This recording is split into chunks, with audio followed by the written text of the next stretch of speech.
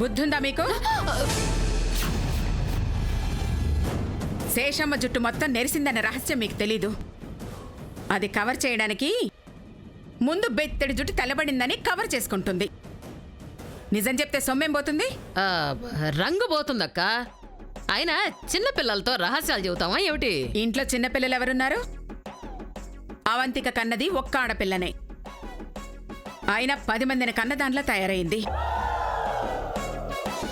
నందికని చూస్తే పెళ్ళెప్పుడూ అని అడగరు, ఎప్పుడైంది పెళ్ళి అని అడుగుతారు. అదేంటి నానమ్మా, నేను ఎలా కనిపిస్తున్నానా? ఐఎమ్ జస్ట్ 17 years old అంతే. దీపావళి వస్తేనే 18 ఏళ్ళు నిండుతాయక్క దానికి. అలా పెంచారా దాన్ని? పగలు ఎక్కడ తింటుందో తెలీదు, రాత్రి ఏం తాగుతుందో చెప్పదు. మేం తనకి తల్లిదండ్రులమే కానీ తను మాకు ఏమీ చెప్పదమ్మా. మీ ఆవిడ్ని కలుపుకోక శ్రీపతి. నేనొక్కడిని ఏం చెయ్యలేకపోతున్నానని చెప్పు, అప్పుడు ఒప్పుకుంటాను. అబ్బా వదిలేయక్క. రేపొద్దున్నే సంబంధం కుదుర్చుకోవడానికి తారాదేవింటికి వెళుతున్నాం కదా అని కాస్త మెరుగులు దిద్దుకుంటున్నాం అంతే. నందిక జీవితం మెరిసిపోవాలని కోరుకోండి. ఆడపిల్ల అందంగా ఉండాలంటే పైపైన మెరుగులు దిద్దుకుంటే సరిపోదు. ప్రతి అడుగు సరిదిద్దుకోవాలి, మాట తీరు మార్చుకోవాలి, నడవడికలో మార్పు రావాలి. నేను మారానమ్మా. ఎక్కడ మారావు? అలాగే ఉన్నావు. నా బాడీ సైజ్ చూసి అలా అనుకుంటున్నావు అంతే. యాక్చువల్లీ నాది తాతయ్య గారి పోలిక, ఆయనలాగా విగ్రహ పుష్టి అంతే. అందుకే 17 ఏళ్ల పిల్ల 25 ఏళ్ల దానిలో కనబడుతుందంతే. తాతయ్య పోలికలని చెప్పుకుంటున్నావు, ఆయన బుద్ధులు రాలేదే? మా అమ్మ అడుగుతుంది కదా, సమాధానం చెప్పరేంటి? నువ్వు మాట్లాడేదే తక్కువ శ్రీపతి, అందులోనూ ఎంత లోతుగా మాట్లాడడం అవసరమా శ్రీపతి? మొహాలకు పిచ్చిపూతర పోయడం ఆపి మనసుకు పట్టిన బూజును దులుపుకోండి. కట్టు బొట్టుతో పాటు కట్టుబాట్లు నేర్చుకుంటే బాగుంటుంది. నా మీద నీ కోపంగా ఉందనుకుంటున్నానమ్మా, అందుకే ఇలా అంటున్నావు. రేపు తారా ఆంటీ వాళ్ళ ఇంటికి రానంటున్నావు. నా మాట తీరు కఠినంగా ఉంటుంది గాని ఎవరి మీద నాకు కోపద్వేషాలు లేవు. రేపు మీ అక్క పేరు మీద అభిషేకం చేయించాలి, అందుకే పూజ సామాగ్రి అంతా తీసుకొచ్చాను. సొంత మనవరాలి కన్నా లేని మనవరాలి పేరు మీద ఖర్చులు భలే పెడతారత్తయ్య గారు మీరు. ఇక్కడ లేదు కాబట్టి, వస్తుందన్న నమ్మకం ఉంది కాబట్టి ఖర్చు పెడుతున్నాను. తన కోసం 10,000 ఖర్చు అయితే నీ కూతురి నిశ్చితార్థానికి 1,00,000 రూపాయలు ఖర్చు పెడతాను. నీ మనసు వెన్నని మాకు తెలుసక్క. రేపు నువ్వొచ్చినా చేసేది ఏమి లేదనే కదా రావడం లేదు. అవంతికేమో అర్థం కాదు, ఏదేదో మాట్లాడుతుంది తెలియకుండా. ఏది ఏమైనా కొంచెం అదుపులో ఉండి మాట్లాడండి. ఆడపిల్ల అణిగి మణిగి ఉంటేనే అత్తారింట్లో బాగా చూసుకుంటారు. శ్రీపతి, వీళ్ళకి రేపు ఏం అవసరం అవుతాయి కనుక్కుని లెక్క చెప్పు. అలాగే అమ్మా.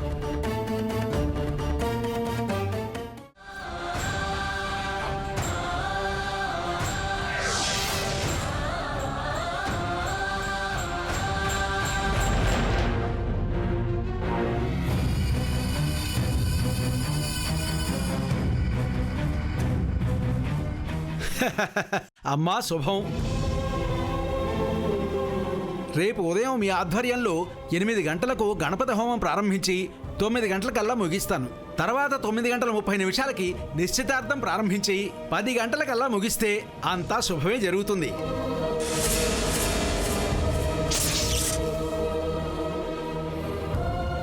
చాలా సంతోషం. ఇందాక మీద జ్యూస్ ఒలికిపోయింది, ఇప్పుడు ఆనందం ఒలికిపోతుంది అన్నమాట.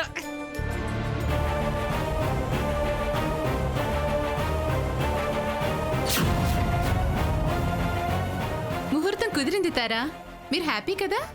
పెళ్ళంటే ఎవరికి సంతోషంగా ఉండదు? మా విరాట్కి పెళ్లి గడియలు ఇంత తొందరగా వస్తాయనుకోలేదు. ఈ విషయం ముక్తాదేవి గారికి కూడా చెప్తే బాగుంటుంది అనుకుంటున్నా. అయితే ఇప్పుడే ఫోన్ చేస్తానుండండి.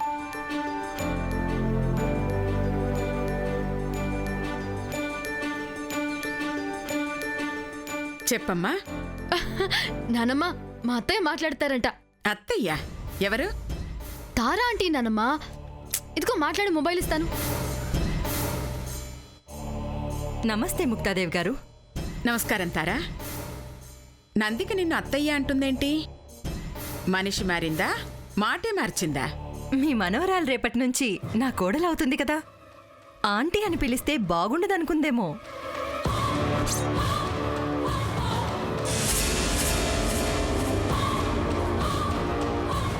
అన్నట్టు రేపు 8ంటికి గణపతి హోమం జరిపిస్తున్నాం. మంచిది. ఎటువంటి విఘ్నాలు జరగకుండా ఉంటుంది, జరిపించండి. హోమం పూర్తయ్యాక నిశ్చితార్థ కార్యక్రమం జరిపించాలని పంతులు గారు చెప్పారు. మీరు తప్పకుండా రావాలి ముక్తాదేవి గారు. సంతోషం. నాతో పాటు నా వాళ్ళనుకునే వాళ్ళను కూడా పిలిస్తే బాగుంటుంది తారా. చెప్పండి ముక్తాదేవి గారు, ఎవరికన్నా కబురు చేయాలా?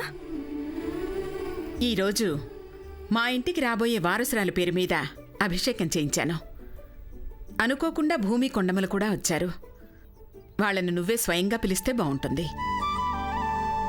ఒక్క నిమిషం. భూమి,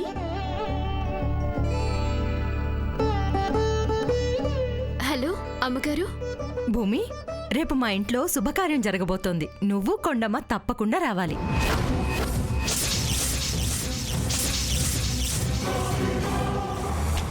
అమ్మగారు మమ్మల్ని మా వాళ్ళని చెప్పడం విన్నాము. మీరు రమ్మన్నాక ఇంకా సంతోషంగా వస్తాం. గుడ్. మళ్ళీ మాట్లాడతాను.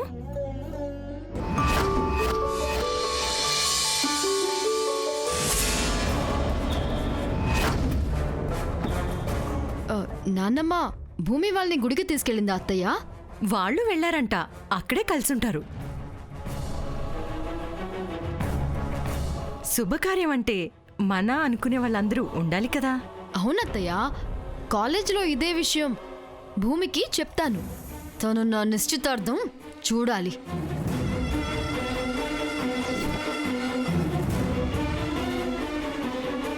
వెళదాం పదవే నందిక. ఎక్కువసేపు ఇక్కడే ఉంటే మనకి దిష్టి తగులుతుంది. వెళ్ళొస్తావుతారా? కుబేర్ బాబు, ఉంటానయ్యా. ఇంకా అక్కడే నిలబడ్డావంటే నందిక, పదా.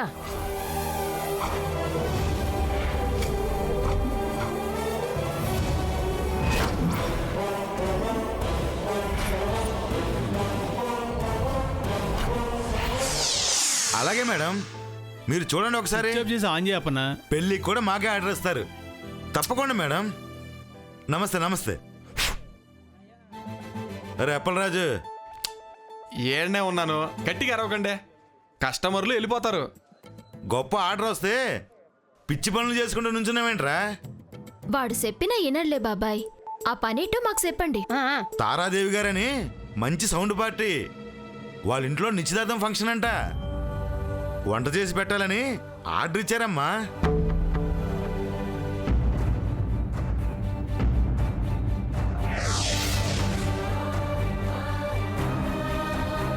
మంచి ఆర్డర్ వచ్చిందంటే చప్పట్లు కొడతారనుకున్నాను.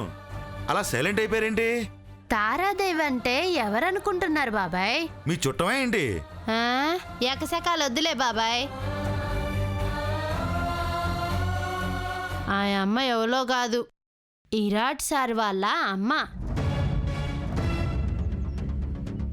నిశ్చితార్థం కూడా నందికితోనే. అవునా? అసలు ఆ బాబుకి పిల్లకి ఈడు జోడిగా ఉంటుందా? యో గట్టిగా అనమాక, ఇన్నదంటే జోడట్టుకొని వచ్చేస్తుంది. మా నందికను విరాట్కిచ్చి పెళ్లి చేయాలనుకున్నాం స్వామి. అనుకోగానే అన్నీ అయిపోయేలా ఉంటే మరి ఇక భగవంతుడి ప్రమేయం ఎందుకు? ఈ నిశ్చితార్థం జరుగుతుందో లేదో అన్నట్టు మాట్లాడుతున్నారేంటి స్వామీజీ? జరగదంటారా? ముందు దోష పరిహారం చెయ్యాలి తల్లి. నందిక నాలుక మీద బంగారంతో గాని రాగితో గాని 3 సార్లు కాల్చాలి. కాలుస్తారా?